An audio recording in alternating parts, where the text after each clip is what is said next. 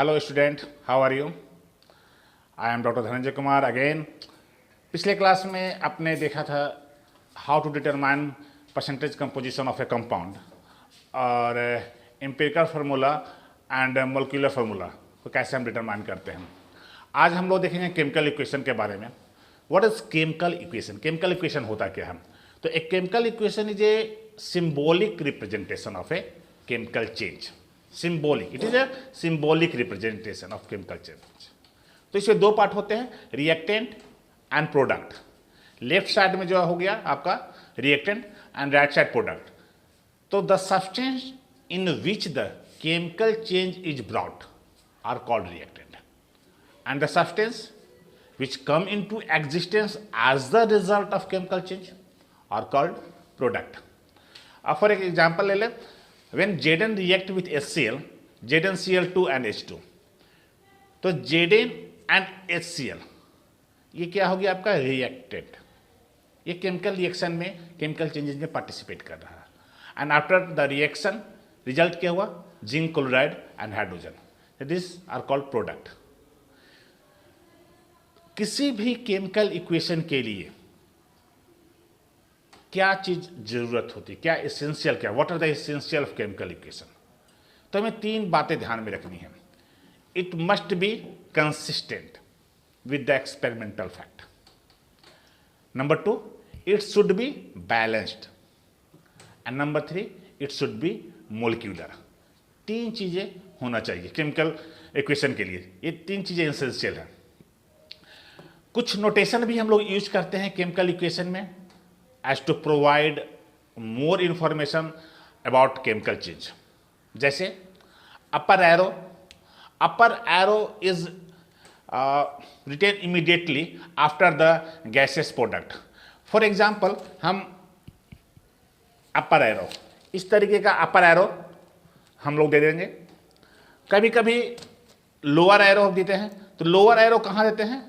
This is lower arrow is written immediately after insoluble substance. इसके अलावा हम लोग सिंबल भी यूज करते हैं। S for solid, L for liquid, G for gas are also written to represent the physical state of reactant and product. वैसे substance जो water में डिसॉल्व होते हैं उसके बगल में हम ब्रैकेट में एक्वस यानी कि AQ से दिखला देते हैं एक्वस। और जहां हीटिंग हो रहा है, जहां रिएक्टेंट को हम हीट करते हैं, तो एक हम सिंबल रिप्रेजेंट करते हैं डेल्टा। यहां एरो के ऊपर दे देते हैं डेल्टा। तो what are the information obtained from chemical equation? क्या इंफॉर्मेशन, क्या जानकारी हमें केमिकल इक्वेशन से आती है? तो केमिकल इक्वेशन से सबसे पहली जानकारी जो आती है कि what are the reactant and product involve in the chemical changes. जो केमिकल चेंजेज हो रहे हैं, जो केमिकल रिएक्शन हो रहे हैं, उसमें रिएक्टेंट कौन है, प्रोडक्ट कौन है, कौन कौन से इन्वॉल्व हैं। Number two, the relative number of molecules of reactant and product. Number three, the relative number by parts of mass by reactant and product. Number four, relative volume of gases, reactant and products. तो ये information हमें प्राप्त होता है। Okay, इसको हम देख लेते हैं। तो हम बात कर रहे थे इक्वेशन की, when zinc react with HCl it forms ZnCl2 plus H2। अब ये जो इक्वेशन है, एक्चुअली इस इक्वेशन को हम क्या कहते हैं? ये इक्वेशन कहलाता है एस्केलेटर इक्वेशन। क्योंकि ये इक्वेशन यहाँ बैलेंस नहीं है। एक आपका होता है वर्ड इक्वेशन, जैसे हम जब लिखते हैं कि when Zn react with hydrochloric acid it forms zinc chloride and hydrogen, ये वर्ड इक्वेशन हो गया, स्टेटमेंट हो गया। और ये इक्वेशन क्या है? ये this is called escalator equation. Skeletal equation. अब एस्केलेटल इक्वेशन को तो सबसे पहले हम क्या करेंगे? It should be balanced, balance होना चाहिए। तो जब हम देखते हैं बैलेंस करते हैं, कैसा बैलेंस होगा? ZnCl2, यहां पर हमने 2 molecules ऑफ हाइड्रोजन क्लोराइड। अब ये इट शुड बी बैलेंस्ड। ये बैलेंस अब हो गया। अब बैलेंस हो गया, अब हम क्या करते हैं, इसको क्या इंफॉर्मेशन हमें इससे मिलता है? इससे हमें दो तरह का इंफॉर्मेशन मिलता है। एक होता है क्वालिटेटिव, क्वालिटेटिव यानी एक chemical equation tell us the name of various reactant, and product. क्या है रिएक्टेंट हमारा? यहाँ पर रिएक्टेंट है हमारा zinc and hydrogen chloride, product क्या है? Zinc chloride and hydrogen. तो ये क्वालिटेटिव हो गया। दूसरा जानकारी हमें क्या? क्वांटिटेटिव। तो क्वांटिटेटिव यानी केमिकल इक्वेशन क्या रिप्रेजेंट करता है? पहला कि 1 atom of zinc react with 2 molecules of hydrogen chloride to form 1 molecules of zinc chloride and 1 molecule of hydrogen. दूसरा क्या बताता है कि 1 मोल ऑफ, यहाँ पर हम फिर से लिख लेते हैं इसको, 2HCl ZnCl2 प्लस H2। और क्या बतलाता है कि 1 mole of zinc react with 2 mole of hydrogen chloride to form 1 mole of zinc chloride and 1 mole of hydrogen. और क्या बतलाता है कि 65 पार्ट्स, ये 65 पार्ट्स जिंक का मोलिकुलर मास, जिंक का जो है एटॉमिक मास हो गया 65। तो 65 parts by weight of zinc react with, इसका हम निकाल लेंगे, तो इसका आप मोलिकुलर मास निकाल लो। तो HCl का कितना होता है? 2HCl है, तो कितना हो जाएगा? 2 × 1 + 35.5 यानी कि 2 × 36.5 73। तो 65 parts of zinc react with 73 parts, 73 parts by weight of hydrogen chloride to form, इसका हम ZnCl2 का निकालेंगे, 136 parts of zinc chloride by weight and 2 parts of hydrogen. यह एक हमें जानकारी मिल गई। फिर क्या मिलता है? when 1 mole of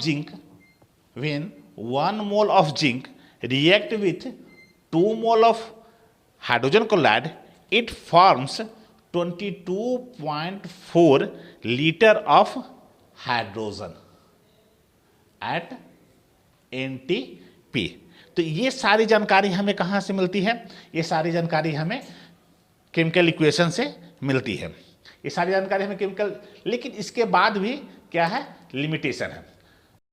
so what are the limitation of chemical equation? Chemical equation का लिमिटेशन क्या है? तो chemical equation explain to fail to provide the following information. कौन कौन सा इंफॉर्मेशन? पहला, actual concentration of the reactant and the actual concentration of the product obtained. क्या कितना हमने कंसंट्रेशन, रिएक्टेंट का कंसंट्रेशन एक्चुअली कितना था, प्रोडक्ट का कितना एक्चुअली कंसंट्रेशन था, ये हमें जानकारी नहीं मिलती है। Time taken for the completion of the chemical changes, वो केमिकल चेंजेस कितने देर में कंप्लीट होगा, ये बातें हमें पता नहीं चलती है। Condition applied for bringing the chemical change, कौन कौन से कंडीशन इस केमिकल चेंजेस के लिए, कौन कौन से कंडीशन अप्लाई किए गए, ये बातें पता नहीं चलती है। Whether the reaction is reversible और इरिवर्सेबल, ये बातें पता नहीं चलती है। तो these are some limitation of chemical changes. तो इसके लिए क्या करते हैं? The following effort have been made to make the chemical equation more information by introducing number 1 experimental condition. Experimental condition क्या? कहने का मतलब ये है कि अगर आप नाइट्रोजन को हाइड्रोजन के साथ रिएक्ट कराते हैं, नाइट्रोजन को हाइड्रोजन के साथ रिएक्ट कराते हैं, तो क्या होगा? तो देख रहे हैं क्या? Nitrogen react with hydrogen, it forms, क्या बनता है? अमोनिया बनता है। तो यहां पर एक्सपेरिमेंटल कंडीशन क्या है? If a particular chemical changes occur under certain temperature and pressure conditions, तो ये इसको these are mention above and below the arrow sign जैसे कि अगर यहाँ पर हम करते हैं 200 atmospheric pressure and 450 degree Celsius, if the reaction occur in presence of a catalyst, अगर कहीं इस पर अगर हम कैटलिस्ट का यूज करें, जैसे suppose for example sulphur dioxide react with oxygen, it form sulphur trioxide, तो यहाँ पर हमने कैटलिस्ट यूज किया प्लैटिनम। तो ये भी क्या करते हैं एरो के ऊपर, दीज आर मेंशन एबव और below the arrow sign, okay, this are experimental condition. दूसरा हीट इवॉल्व और एब्जॉर्ब। नंबर 2 हीट इवॉल्व और absorb, for example when carbon and oxygen, when carbon dioxide react with oxygen, it forms carbon dioxide. When carbon react with oxygen, it forms carbon dioxide. और in this process a large amount of energy is released. तो यहाँ पर plus क्या लिखेंगे 94.3 kilo calorie, ठीक है। या when nitrogen react with oxygen, it forms nitrous oxide and यहाँ पे क्या होता है 43.2 किलो कैलोरी। या when calcium carbonate heated, it forms calcium oxide and carbon dioxide. तो यहाँ पर हम क्या सिंबल देते हैं हीट।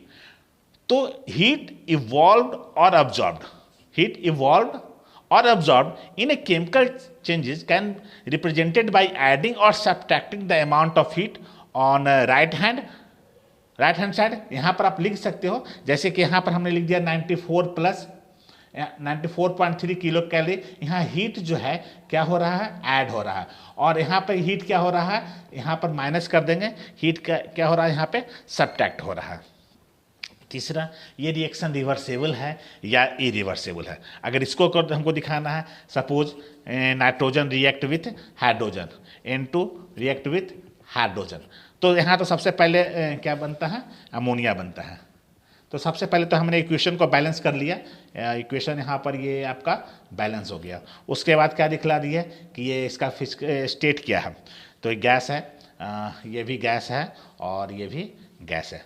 अब ये रिएक्शन क्या है, अगर ये रिवर्सेबल रिएक्शन है तो हम एक साइन ऐसे और एक साइन ऐसे, ये शो कर रहा है क्या कि रिएक्शन जो है रिवर्सेबल है। तो इस तरीके से जो है हम दिखलाते हैं। These are the following effort, जो कि केमिकल इक्वेशन को मोर इंफॉर्मेटिव जो है बनाया जाता है बाय इंट्रोड्यूसिंग दिस साइंस। तो how many types of chemical equation? तो basically there are 2 types of chemical equation. Number 1 is molecular equation and number 2 ionic equation. Molecular equation क्या? Molecular equation are those in which reactants and products represented in the form of molecule, and ionic reactions are those in which reactant and products are written in ionic form, जो कि ionic form में होता है।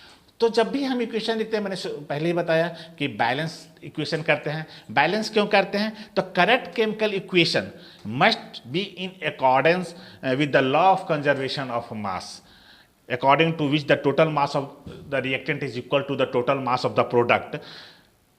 तो इसके लिए हम equation को बैलेंस करते हैं, तो इसी को हम कहते हैं balanced chemical equation. What is balanced chemical equation? तो such a chemical equation which has an equal number of atom of each element in the reactant and the product is called balanced chemical equation। तो balanced chemical equation, तो अगर आपको दिया हुआ रहेगा chemical equation तो must be should be balance. तो balance हम करते कैसे हैं?